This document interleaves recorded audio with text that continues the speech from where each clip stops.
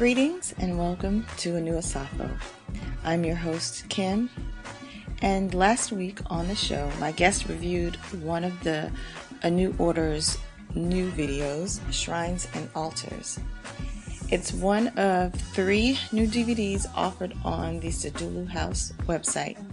So this week, my guest and I will be reviewing another one out of that collection, which is Orisha Archtypes. I'd suggest that you check out seduluhouse.com. That's S-A-D as in dog, ULUHOUSE.com. There's a lot of new information and new products in the store section of the website. There are also some really great bundle deals on the services, books, and DVDs to help you save some money. So if you're just coming into the training course, that would be a great resource for new students. You can actually bundle all of the literature, all of the ANU literature to help you through the course.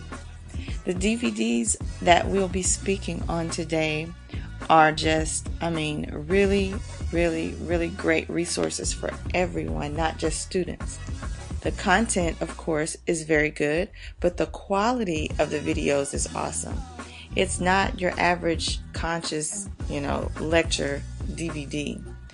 So the guests today are going to talk about that later on in the show as well. So make sure you make sure you go to seduluhouse.com and check out all of the new additions and updates to the site. Stay tuned to this show to hear more about some of the things covered in those videos. Of course, we can't, cover it all or reveal all, so make sure you check it out for yourself, or you have a dinner party and invite your friends or family over to have a great discussion on some of the topics. But as always, before we get into that part of the show, let's recap what's going on with the Self-Actualization Tour and the ANU Spiritual Training. So, click on the follow button on the Enlightenment and Transformation page of Blog Talk Radio to keep up with all of the shows, as well as news and announcements with the ANU Spiritual Order and Training. Also, be sure to check out the many resources provided by the ANU Order to keep you in the loop of what's going on. On Facebook, you have Orisha Religion, Sedulu House Spiritual Institute, Yuya Asan Anu, and the Self-Actualization with the Cosmic Forces of West Africa. Information is posted regularly on those pages and is updated on a regular basis. So make sure you go there to check out what all is going on. On the web, you have anunation.org, seduluhouse.org, orishareligion.com, and enlightenmentandtransformation.com. On those sites, you can find lectures, tons of free, effective rituals. You can schedule readings, get contact information, as well as sign up for the training. The websites have tons of information if you have any questions about what's going on with the ANU Order of Training.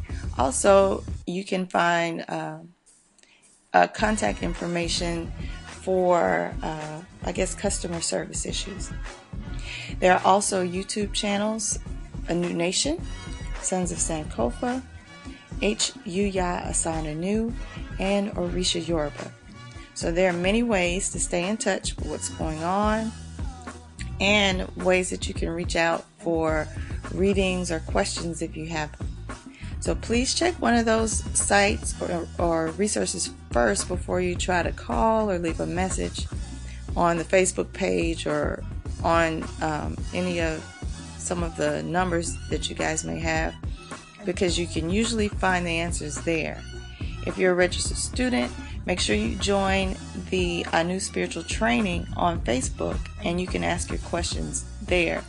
The students are very active in the group, and they can help you with any questions that you may have, because I promise you, someone in the group has more than likely ask the exact same question. So make sure you go there first. The Self-Actualization Tour is almost to a close, but you do still have a chance to catch one of the workshops. So make sure that on December 27th from 7 p.m. to 9 p.m. you check out Haru at Black and Nobel in Philadelphia, Pennsylvania. That workshop is entitled The Powers of the 14 African Principles. He will be discussing the spiritual significance of Kuji Chagulia, which is the second day of Kwanzaa, and the work of cultivating family, community, and culture. You have a little time to plan for this one, so if you don't live in the area, you have time to make travel reservations or whatever you may need to do to get to Philadelphia. But the time is coming, quickly, so make sure you get your plans and everything lined up before you miss it. If you do plan to attend, please go to meetup.com, meetup.com, and RSVP for the event. The name of the meetup group is Enlightened Spirit.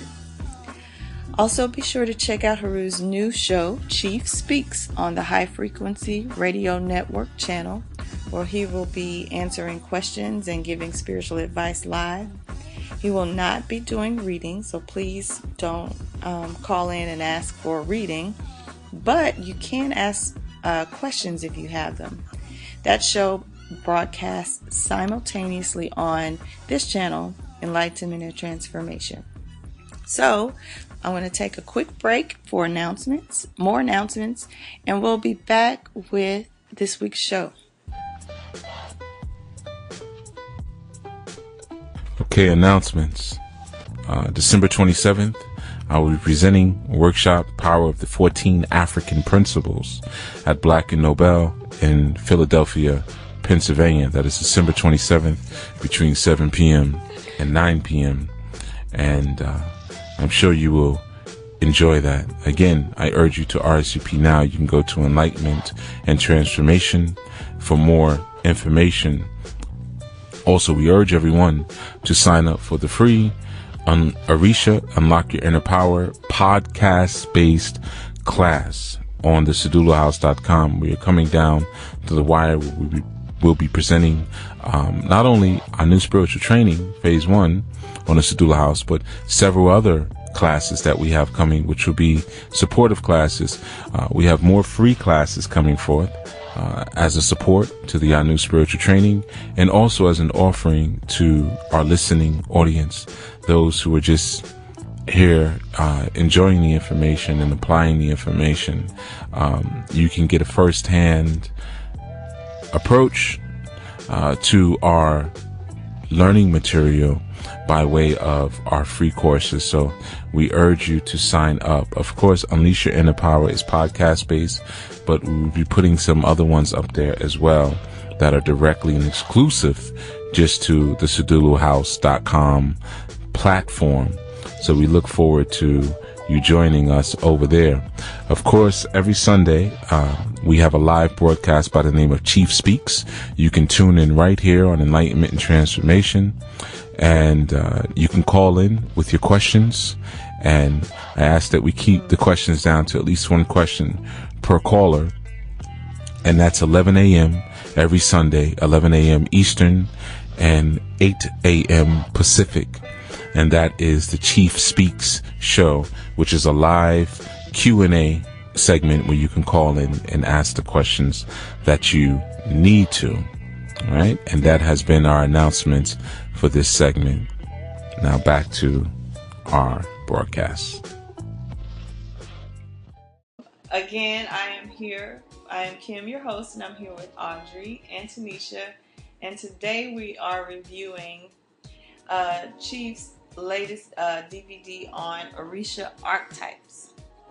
So we're just going to kind of give our opinion on it. We got together one night this week and watched the video, and so we're just going to talk about how we felt about it or what we learned from it. So feel free to share. Our first question is, just without going into too much detail, or you can, it's fine.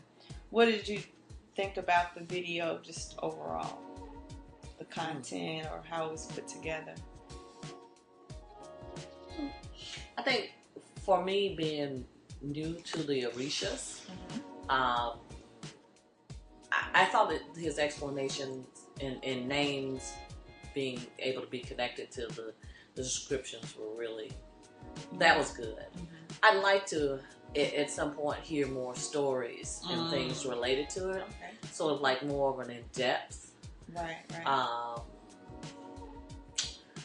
Maybe even documentary type and that sort of thing, but those pieces of the lecture or something here was good in terms of giving me more of an introduction. Right. I'm more familiar with angels Okay. and that sort of thing. Well, I'll just add this on the Blog Talk channel, Enlightenment and Transformation channel. There are breakdowns of each Orisha, along with a breakdown of the names and the pata keys that go along with it. So they're there if you feel you need to check it out. Tanisha, you want to tell us about what you thought? I thought the DVD, like she said, it was a great introduction to the Orishas. I like how he put it in the modern day format, like with the Beyonces and the Ike Turner, because it give us something to relate to. Like, okay. I like how he personified them. I like the setups. Just it was with me. It was good for the eye. Okay. Like you're not just watching the same angle. Talking head. Right, yeah. Like I got a lot of information from the DVD. Well, that was really that connection with, we said Shango is the modern Ike Turner. Oshun then is with... it was Tina Turner. It was Tina Turner. And Oshun then is with Beyonce, that sort of thing. Then that makes it really tangible. Right. And I think that really tangible. Yeah, I think that's good because oftentimes I think that's why a lot of people don't connect to, younger people don't connect to religion, is because when you talk about it, they talk about it as if it's so archaic and back in the day. Right. And you kind of feel not included in that. It's just like, that's the old stuff. We want to talk about what's going on right now. Right. And they cannot sometimes make that connection. So, yeah, I enjoyed that too. That was one of my moments where I was like, okay. Yeah, that makes light sense. bulb came on. I was like, anime book. Yeah, it is represented by the bull. Okay. So, yeah, I enjoyed that. I also liked the way he tied in the Orisha names to just even biblical. Yes. Biblical names. That was interesting how he broke down Jehovah. And then Peter Pata. Yeah, that was. I'd like to hear more of that. It's a lot more of that. They all are there on the Blog Talk channel. I'll have to see it. Yeah, a lot more of that. Because I don't find even a lot of the conscious speakers that can do that much of a variation. Right. Particularly for, let's say, us that have been in a traditional church sort of environment. Oh, okay, I can relate to Peter. Right. That sort of thing, and how does it actually relate? Right. That works. It really does. And a depth to it. Yeah. Well, I know, Audrey, you said that you were more familiar with the angels, which is a similar thing. But I was going to ask, I know, Tanisha, you are familiar with the Orishas. How was his breakdown of it a little bit, how was it different from what you've learned previously about the Orisha? Was it, because oftentimes you hear about them, they sound very superhero, cartoonish, kind of like characters or people. And people teach it, even a lot of traditionalists in the culture teach it that way. Like, you must worship Oshun. You must, how did the explanation he gave of it kind of change your view a little bit, or make it easier for you to work with? Just basically they work for you. Right. You know, you don't work for them. Right. Just as simple as that. Mm. And so it was just like, okay, that was a game changer. Mm-hmm. You know, when he said that. Mm. They are to be employed. Mm. Yeah. Employed. Right. Yeah, to use that terminology. See, because even in a lot of the church tradition, you have, well, you only worship Jesus. And even though, you know, the Catholic tradition, you have many, many angels. Right. And, right. you know, when you're over there in the Baptist, you don't know how to work with Angels to connect. Isn't that And that's the thing. So, but you still live within the realm of Christianity and stuff. Right. But I like the concept, like we're older, having a human experience, and these are, he said, streams of consciousness, streams of cognition, streams of consciousness to work with. Yeah. I like when he said, you're the creator. Mm-hmm. I thought that was important. He's like, you're the creator. They have to work with you. Mm-hmm. You have to exude yourself as I'm the creator. Right. I'm creating this. Mm-hmm. You know, so I thought that was important. Right. It gives you back your power. Yeah, so much of empowerment. Mm-hmm. You're empowered to create what you desire. Right. I was going to say one thing that I really loved about the ANU system when I first came in is that he takes a lot of the dogma out of it and makes it less religious. Also taking the most effective parts from different traditions was big for me, because a lot of people feel like you got to accept the whole thing and nothing else. You can't mix and match. You can't mix different traditions together. So I know he gets ringed for that sometimes. Like, you're not representing the culture right because you're mixing this with that. But he shows how pretty much all indigenous systems work the same way. It's just you know. I think that's so much a part of being how the focus is on self-empowerment. Right. If I'm empowered myself, then I can see, okay, this works here, but a part of that doesn't necessarily work. But this might work here.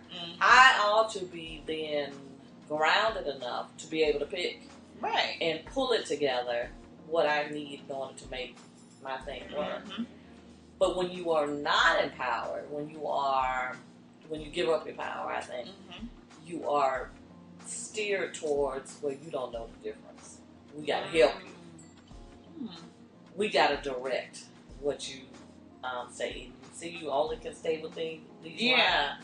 Otherwise, you're out there, you know, by yourself. That's the difference. When you, if you're strong enough to develop a foundation yourself, I can pick and choose. This works, that doesn't work. Right. If I'm giving up my power, that you are all being or whatever, or this particular theology is all being, then I have to stay within these confines. Right. I don't think, I know I'm not interested in that. Yeah. Me either. What were some of your little aha or moments? I know I had a few. One in particular was describing the difference between humans and mankind. Or no, man and mankind. That was interesting. I know he said zombies or something. Said what? Zombies. Oh, yeah. Let's talk about that. Was that close? We can talk about that. I think it was around that part. Okay. But we can talk about that energy vampires. Oh, yeah. That really got me. Yeah. And just... that they need your energy. Right. They need your attention. And will do anything to get your attention. Anything. To acknowledge them. Right. You know, you killed somebody and that affirms that. Oh, okay. The masses of us then give our attention to somebody getting killed. We just need you to look our way, just for, even if it's for a split second. And one thing he said is that it doesn't even matter if it's good or bad. We just need you to acknowledge us. I don't care how you feel about it. Just look at it. And you know, I was watching the news today, and there was a school shooting, I think in Oregon today, and this was a black school. Really? It was like an alternative school.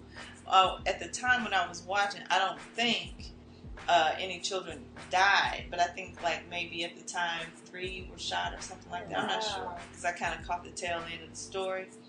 But it just, you know, it made me think with everything that's been going on with the Ferguson trial, with you know, with all these police brutalities and things like that, how something, you know, how at one point we're so focused on making a change and making a difference in that, and then boom, something like this happens to divert your attention away from that to now, hey, look over here. We want you to focus on this, put that down for now, and let's focus on the school shooting over here. So you have a constant or a continual acting out, so that the masses of energy is put towards, you know, some of anything. And then it's like, I'm doing something with one hand, right? But I'm going to show you what I'm doing with the other hand, right? So it's kind of the like magician's trick. Yeah, the magician's illusion trick, sleight of hand, or whatever they call it. Yeah, so that was interesting to me. I just, you know, I don't know. It just made me think about that when he was talking about just people who just need your attention. That's all they need. Just any type of acknowledgement. And sometimes people get caught up in whether it's good or bad. Well, do you think it's a good thing to protest, or is it a bad thing? Should we be watching this? Should we not? And it doesn't matter. It doesn't matter, just as long as you tune in. Exactly. Yeah. And are affected by it. Yeah. They feed off of that energy, that ashe. I mean, when you look at the food chain or just any chain, you have the prey, the predators, but the reason they eat is energy. You know what I'm saying? And in order for the lowest entity or, you know, creature to survive, it needs energy. Even from like decomposing. That's right. It gets energy. It has to survive off energy. So you gotta know, you know, you just have to know everything has a true nature. And how does it get its energy? Wow. The polarities. Right. Okay. You know, understanding polarities. That's important. Yeah. And also being conscious of what you lend your energy to. Like, you know, one thing is I don't pay for cable. I am not buying cable. I will go without, you know, because I really don't watch TV much anyway. But just some of the things that we just buy into as if it really doesn't matter. You know, it's not. Yeah, I'll watch this TV show. That's an hour out of your life to sit up and watch. Right. You know, like Jump TV or something like that. And you're just, and you are feeding something your energy. You don't think it's anything. It's not a big deal. But those energies, those entities that need it are feeding off of that 1 hour. Because if I can get an hour from you, an hour from you, an hour from, you know, from 10,000 to 50,000 people, look at what that adds up to. And if you notice, a lot of times now, the stories are just looped. It's just looped over and over. They play back-to-back reruns and reruns and reruns and reruns all the time. Even on CNN, you know, the stories are just looped like every 5 or 10 minutes.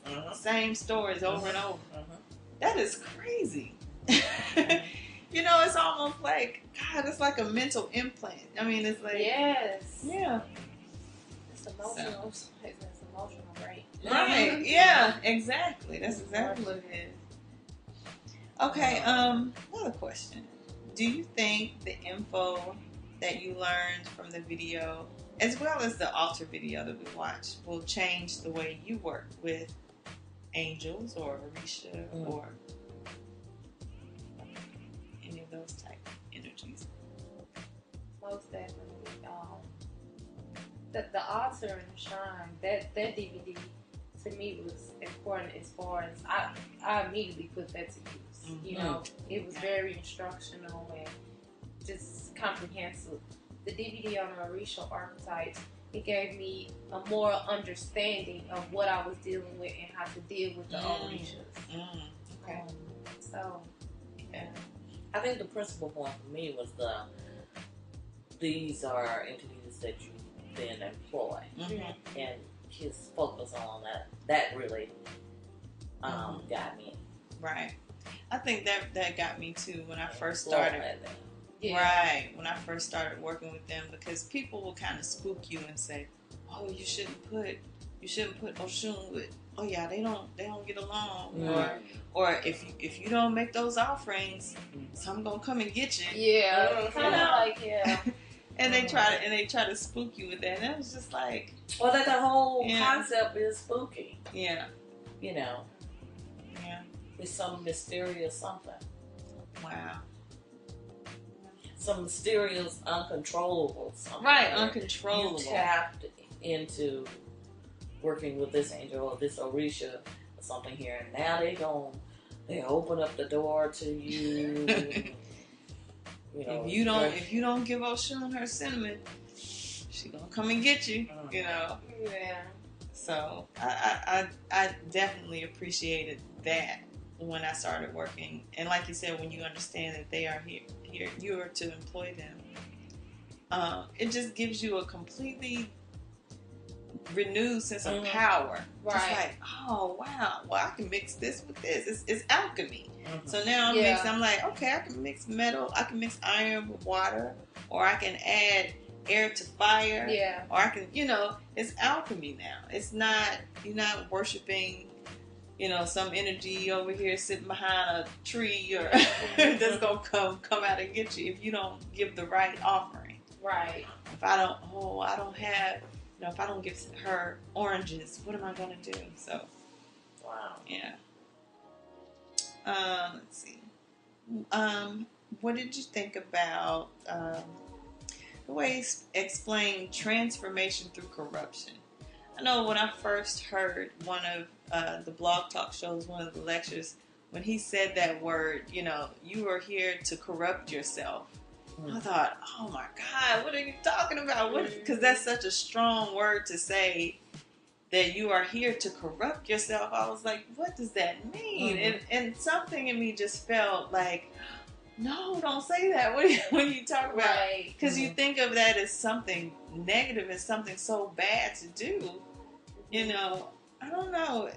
But once he broke it down, of course, I understood it. And this is the idea of transformation through change, pretty much. Or, like you said, the only way to trap a God is to make it human, or to encase light in flesh. And your job is to transform beyond that. So how did you take that when you heard him say, like, this is the reason, you got sent here, now you have all these handicaps. You have emotions, you have attachments, you got addictions, you got, all this stuff now. Now let's see what you can do. You were a God before, but now I'm about to handicap you. I'm going to give you all these problems. Now let's see what you can do. So you meet the challenge by overcoming or dealing with all of those issues. And I guess the real challenge is then to get back into the mindset of you're being empowered by subduing all of this. That's what I got from it. Well, did it make you think of, I know a lot of people, when they get into spirituality, sometimes they cannot reconcile why there's so much corruption or so many problems in the world. They're like, well, if this is, really supposed to, free you or do this, then why can't we just solve homelessness? Or why can't we do, why can't we just do this? They want to completely wipe out some type of, whatever type of blemish there may be, without understanding why it's there. So for me, it kind of helped me put into perspective some of the things that we consider to be not so good in the world. Yeah. And this is for that reason, for your transformation. Yeah, I do think typically as you come to more of a spiritual perspective, it is that thing. I got to go save the world, and I got to go do this for the world. But as Chief was talking about, the most important thing is for you to evolve yourself. He said be self-centered. That's exactly what he said. He was like, do you, kind of like do you. Right. He's like, to self-actualize, you have to be self-centered. And there's so much negativity attached to that word. Self-centered. Oh, that's selfish. How can you say that? He was like, no, you run the show. It's about you. It's not about you trying to save the world. It's like, in order for you to be, you have to be the creator, like you were saying earlier. You're saving the world. It dissipates your energy from your, I think, growing and evolving yourself. Even in, I know some of the causes and things that I like to work with. What I'm principally concerned as I'm donating my time, energy, and whatever, is what is it doing to me? How am I growing? I've helped somebody with a food program, but I really learned how to offer assistance and from more humility. Right. Because I'm putting myself in that person's shoe. So, I mean, that's me growing myself. So are you saying like helping it? Because people always, I've heard, is there a such thing as a selfless act? Like when people give or something, they say you really are being selfish in that, because you do expect an exchange of energy. But people always tell you should just give, and you should just give, and you should just give, and don't expect anything in return. But don't we do everything? Well, the expectation, for instance, if you're giving the expectation of a return, and it was not necessarily from that particular individual, but just as you have sown, really from this, I've gotten, as you've sown energy, resources, then you do have an expectation from the universe that it will come back then to you. Right. And there's nothing wrong with that. Yeah, it's nothing wrong with that. That might be, I think, kind of a secondary in comparison to, I have the resources and I can now help. Right. But for me to kind of be in denial of that, that's really kind of dishonest to me. Right. That's dishonest. Because even in the case of, just like in the food program or other volunteer venues that I do, I get something I'm expecting me to grow. From the experience, from meeting other people or something out of that, the exchange.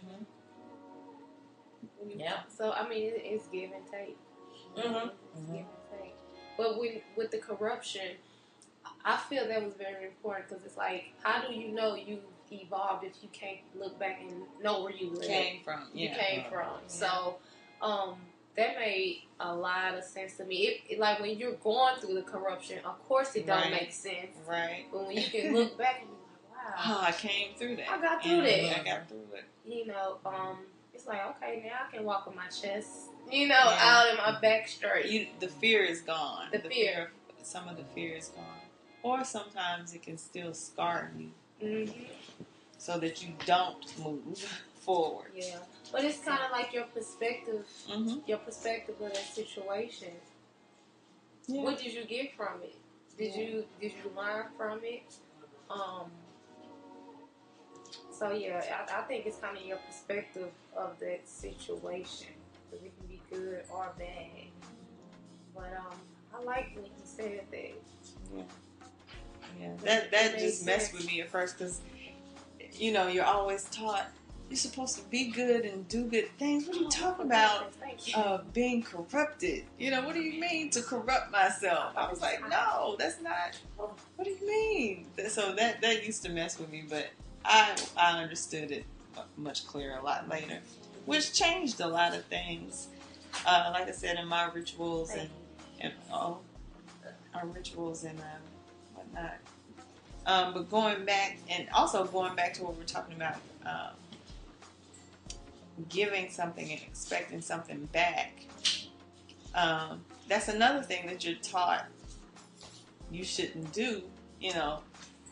Like he said, the whole thing with being self-centered, and it's just like, it feels bad to say that. Like, it does. Yeah. What do you mean self-centered? And expect something. Expect something in return. That was one thing, and even in ritual that I had to learn. Like, you go into it with the mindset that, it already worked. I did it. Yeah, and I expect it to work. Of course it's going to work, and I'm going to get what I asked for. Right. I mean, it's not... And be okay with it and not feel arrogant for saying it. Right. So the universe isn't shallow. So what you put in is going to come back. And what you were saying with giving, I might not expect immediate gratification, but I know something is going, I'm going to get something out of this.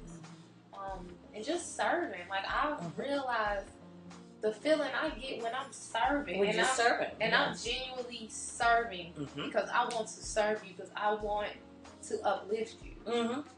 I know in response I'm going to get something back, even if it's just a small gesture. That makes me feel some type of way. Do you go into it expecting? Honestly, to me, I don't. But I'm learning. Unconsciously, I think I'm expecting, but consciously, I'm probably not expecting. I'm probably just, I want to serve, because I see it's a need. Yeah, let's say, politically, let's say if you're a business person, you're not making an investment in that business without expecting a return. Right. But in a lot of instances, let's say regular consumers, they expect you to mindlessly consume products and stuff and not really you're not the investor into the company. They just want you to consume. Yeah. So we're talking about, different levels of operating, and I think what we're talking about, let's say when he mentioned the concept of corrupting yourself, that's when I heard that, I thought, okay, this is challenging me. Right. Okay. Not to stay in the same condition slot that I have been operating, but challenging me to expand me spiritually in other areas. Okay. What can I learn by putting myself in this position now? Yeah, to me, it's like getting out of your comfort zone. Yeah, really growing. That's how you grow. And the analogy that comes to mind for me is when you're in the gym, you're weightlifting, right? So you're lifting, you bench pressing, and that sort of thing. And as you can be able to handle 20 pounds, going up to 25. Yeah. So you're breaking down muscle as you're actually in the gym. But when you get home, get to bed, the muscle is repairing and building up. That's when muscles grow. Yeah, so that cycle. So how much more so should we not be trying to grow, let's say in virtual, grow in mind, or grow in other characteristics, grow spiritually? That's true. I guess I'm trying to make a link between, especially when you go into ritual, you go in with a knowing that it's worked and yes, I expect something back. Like an affirmation. Right. Versus saying that, oh, I just want to serve, which is what religion teaches us, to always be in a servant role. I just want to serve, and I don't expect anything in return. Right. I mean, well, for the most part, for those of us who folk in religion are not in the leadership role, right? Yeah. So it would behoove the structure to have you in a service sort of. Or I don't know. I guess I'm looking at it like I have the attitude now where if I devote my time, I expect something back. Right. I'll serve, but I want something in return, and I had to learn how to be okay with that, and stop trying to just be, I just want to serve, and I just want to help people, and I'm gonna help, and I'm gonna give you 100%. Right. But guess what? I expect something to. I think that's knowing your value, or getting to know your value, getting to know your worth, and that I think a lot of times traditional, especially with women, we have mothers, and I was going to say that's that nurturing. Like I just want to nurture, But it's a lot of times, to me, right? But a lot of times with mothers, we burn ourselves out because we are always in that role of doing for others and not knowing how to receive back, or not, you know what I mean? And we burn ourselves out, and you don't get replenished because of that. But people expect that of you. Yeah, you're a mom. You should give up your whatever for your child. Yeah. Why not? Be selfless. Right. Be selfless. When he's saying, no, you have to be self-centered. Well, how can you balance it? I guess that's my question. To be self-centered, but also to do what comes natural to you. Which I think as a mom and a woman, that comes natural. You want to serve and nurture. So how can you balance those? You know what? I'll give you a prime example. And I'll just say this for the show. This can kind of go in as a consecration testimony. When I went through a certain part of my consecration, she asked me, okay, who are you? What's your purpose? What are you here to do? Who are you? And he's like, don't give me that I'm a mother and I just want the best for my child and I want to raise my child to be. He's like, whatever. What are you here to do? Right. Aside from that. Right. And at that point, I was just kind of like, I don't know, because it's like, once you become a parent or you just accept these titles, you become that, and you lose complete focus of, oh, wait a minute, I'm also an artist. Oh, and I'm also this, or I'm also that. Right. You know what I mean? Right. So it's just, to me, when that's one thing with the corruption and the self-centeredness that I had to be like, oh, wait a minute. Hold on. What are you saying? You're not supposed to say that. But when he asked me that, and it just kind of broke me down. He's like, yeah, you're a mother. Yeah, that ain't your purpose. You didn't come here to be a mother. He's like, whatever. I was just like, how could you say that? So, yeah, and it really makes you, like you were saying, now you got to find the balance. This is you being a mother is an attachment that you created once you got here. It's an attachment, right? But aside from that, you still have a purpose, right? So, it's about trying to balance, being self-centered. In other words, let's see, what do I have now?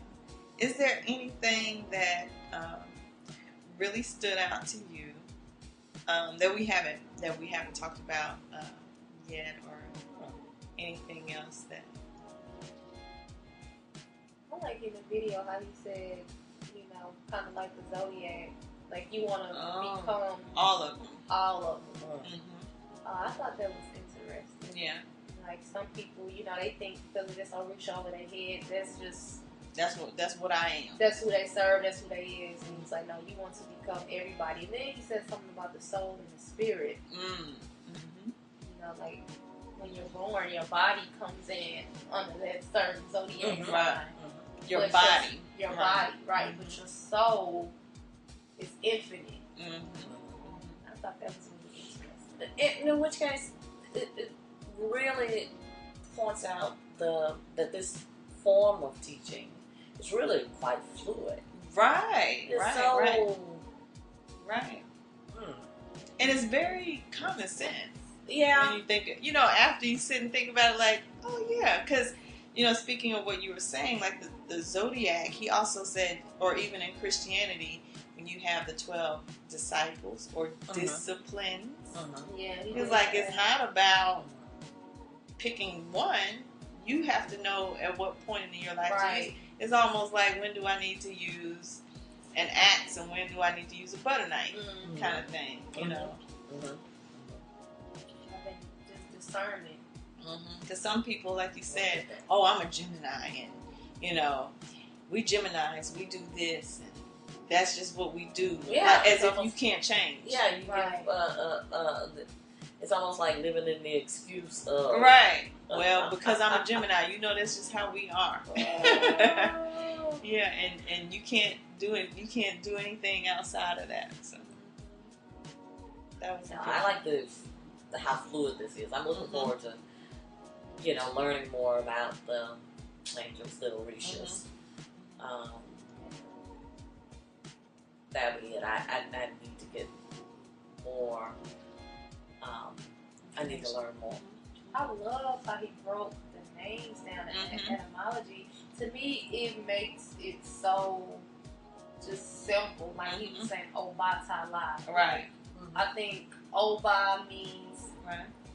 See if you remember. Right. Oh, does Oba mean ruler or? I know. I remember he saying white cloth. Right. And the fabric holds everything together. Right. White reflects all of the colors. colors. I mean, or all the chakras.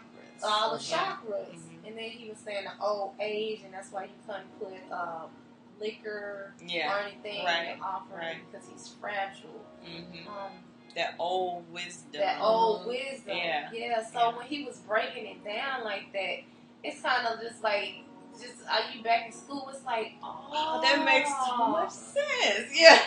Okay. and those are the type of lessons that stick with you because now you got the formula. It's like, understand. Right. Or even how he said in the beginning, like he was like, yeah, I'm a Babylon, but you will rarely hear me say that because he said I don't have enough gray hairs in my beard for that yet. Right. Meaning that he was like, I can still go out, eat a bunch of junk, sugar, go get some chicken or whatever. And he's like, and I can still be all right tomorrow. Right. And he was saying there's a certain something that comes with eldership that you can't eat as much salt. You can't. Everything is very delicate, and I thought about that because I was like, not only does your body change in terms of dietary needs or whatever, but something happens mentally as well. And he touched on that, but I don't remember exactly what he said. But he was like, I mean, mentally, your thought process and everything, it's wisdom. It's like it completely changes, and you have a different perspective on things that you wouldn't have, before. I just think about things like my mom or, older women in my family. I'm like, he is so right. Because I think about it all the time when my mom, she's like, I can't eat that stuff. I can't, I can't eat that. She's like, and she has to stay away from a lot of stuff because she's now reaching that age and, just looking at her thought process or how she tells you, what you should and shouldn't do or why, or just passing on some wisdom or something. I was just like, that makes sense. Or like you said, that's that Obatala energy. I think he broke Arumala. He broke that name down. Yeah, Orun, Heaven, Eli. or it's diviner. Okay. So that messenger, sending down, relating messages from heaven. Okay. So, and I think that says a lot too, just about the Yoruba language, or even language in general. Because, like, you know, I was explaining word prefixes and suffixes to my class one day, and I forget what word came up. Maybe original or originality or something like that came up. And even as I was explaining, I was like, "What's the root word?" You know, I'm teaching them how to pick the root word out. Right. And I was like, you know what? The root word is Ori, which means head, which means that's your soul, or the original energy, that first energy. And so it just shows how that language is just carried on throughout everywhere. Right. This is the origin. You know, your Ori is the origin, the beginning. And that's the energy. That's the oldest energy. You know, it's older, like you said, older than the Orisha. So a little stuff like that. So every time I think about certain things or words now, I always kind of that's in the back of my mind all the time. Like you said, Peter, Patah. Yeah, Obatala. You know, just to see how these words change and letters shift. V's and Y's are exchangeable, and you can see how these stories are all connected. You know, the Egyptian pantheon, the Yoruba, the this, the that, the Sangoma, the Christians, the Greeks, and people are so busy fighting and arguing over who did what first. They're not seeing the connectedness of all of them. Right. And like you said, I have the power to choose whatever I want to pick from either one of them. If it works, it works. That's it. It works. That's it. So, let's see. Can you? Is there anything I'm leaving out that you guys would like to discuss or share? Just me, but I just like the contrast he put between the music. At first, I was like, okay, where is he going? Yeah, with this? exactly. He took the words out of my mouth. I'm like, okay, where is he going with this? And I had my head sideways a little bit. Like, come on now. And then he started, really breaking it down and just like, the music today is maximized, so you can't really appreciate it. Right. And so, like, I like music, and I like film. But when he said the silence, you're experiencing the silence. Yeah. And I was like, that's why professors who teach film, or all the film books I read, they say, watch silent movies. Yes. Yeah. That's the initial deal. Yeah, so you watch stuff, that's when you really hone in your eye and your craft. Because you can, in those moments of silence, like you said, is when you can imagine whatever. Right. Space. That space in between the beats. Yeah. Well, I gathered with the digital music that we're hearing now, you have something going on all the time. All the time. Just straight noise. Yeah. And that old school, the four tops, all of that. You can hear them take a breath before they hit that note. And then how he talked about how Stax music and some of those old Motown started to record on 3 tracks. And I remember 8 tracks. Yeah. Right. Man. Right. And I remember my parents getting a new car. And it came with an 8-track deal. Right? Wait a minute. And it was that music that they used to be for the Masters, the U.S. Open. Dun, dun, dun, dun, and we put it on the stereo or got it out of the car. Oh my goodness. It was just like it filled up the whole sort of thing. Yeah. I mean, you really feel like you're there in the session. Like, I guess that wax. Yeah. You hear it on wax. Mm-hmm. Because, I mean, my father, he just loved music. Like he just played music, definitely like those oldies, like Wow. like Delphonics in like the 60s and 70s, the Shy Lights. And when I hear it now, because at first I was young, I was like, how is he so passionate and so into it? You know, but now as I hear, I'm like him, and now my son looking at me like, Mama. Yeah. You know? And they were also true musicians. They could actually sing and play real instruments. Right. They were playing instrument, like he said in a lecture once. He was talking about the music. These instruments they're playing have ashe. They have energy. So of course you can feel it because the drums are made from animal hides. Right. The piano is all these things come from natural elements. And when you go to digital music, it's all fake sound. It's simulations of sounds. Right. So it's not even it's not connecting to that natural feel. Exactly. Well, that's the difference, of going to a live performance and then, hearing the necessary CD. Right. But yeah, I was understanding that. I was feeling that too. That because there are just certain songs that you can hear and you feel like they wrote that song for me. Yes. They wrote that song just for, do you hear? And you'll talk, did you not listen to this song? What is wrong with you that you don't like this song? And you just get so enveloped in it. It's just like, Like I can listen to Royal Ayers, Roy Ayers. His music is just like, wow, like, and it's that silence, it's that imagination, and it's the contrast. And I was like, okay, it all came together, once he said that. Yeah.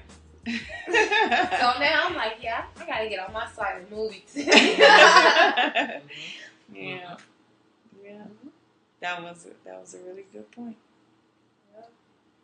Okay, well, we are coming up on our hour. And I just wanted to say, ladies, thank you again. And just so the audience knows, we stay up to like 2, 3 o'clock in the morning talking about these DVDs. So in a sense, this is our offering and sacrifice to the ANU Shrine because we have put in some energy and ashe into these talks and into meeting and making sacrifices with the children to bring them over here, bring them over there. And some with them, baby. Right. And then getting up the next day, going to work, halfway asleep. So this is our offering to the ANU Shrine. And thank you, ladies, for contributing and coming through for me. Sure, absolutely. All the time. Yeah. So thank you for that. Thank you. I'm looking forward to some more, actually. Good. I will Let's definitely keep you posted. Mm-hmm. Yeah, I enjoy it. And I'm going to say this, and Chief will be really happy to hear this. Audrey, Tanisha, and I have decided that we're going to go in together and do that solar experiment Chief was talking about. We are going to build this solar array. So you guys look for pictures and things like that. And I'm going to post some pictures and let you all know how that comes. But I'm so excited. We are definitely doing that. And and that's also going to be my daughter's science fair project. So we're going to kill 2 birds with 1 stone. That's it. Yeah, so thank you again, and thank you, the listening audience, for tuning in this week. And we'll be back next week with another topic and another guest. Peace. We are an African people.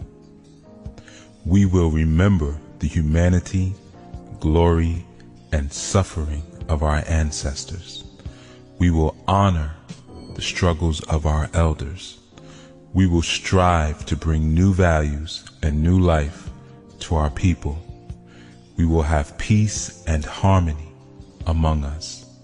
We will be loving, sharing, and creative.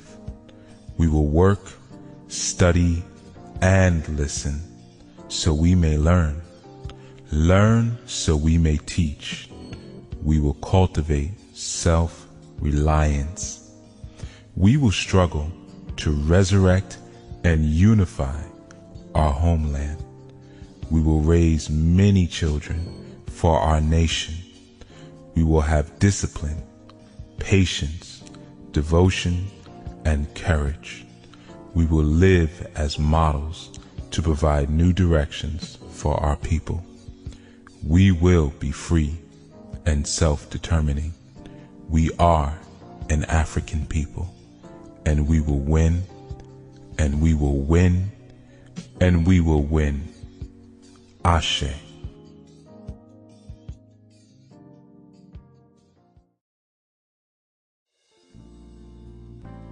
What is ANU Asafo? ANU Asafo is our opportunity to present our varied perspectives on our culture in an atmosphere that is conducive to and fosters growth and communal reclamation, the reclaiming of our communities, dissolving the lines of division that wedge a chasm between those who are authentically bent on destroying the strongholds that would maintain the veil of mental object among those striving towards higher awareness and what we will call ma'atic rebalancing. As we destroy, we build better individuals, better families, better communities, and a better nation.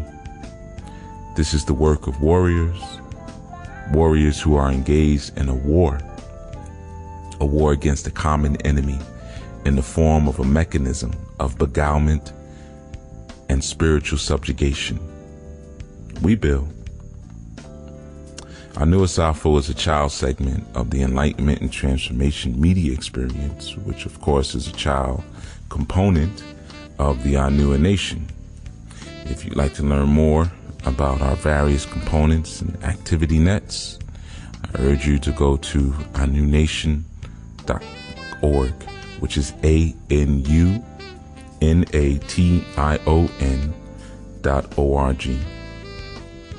The ANU Asafo segment on Enlightenment and Transformation is a student-coordinated and managed show segment. Our Shule, our Sedulu, or what you may call our school component, is the Sedulu House. If you'd like to study with us or gather more information, visit theseduluhouse.com, which is SADULUHOUSE.com. The mission of the ANU Spiritual Order is to serve as custodians to original culture. We are here to share, and we are here to implement original, indigenous, and most significantly and empirically, Akibulanian culture and deep thought knowing. This has been the Jegna Chief Yuya Asan Anu, signing in and signing off for the ANU Asafo.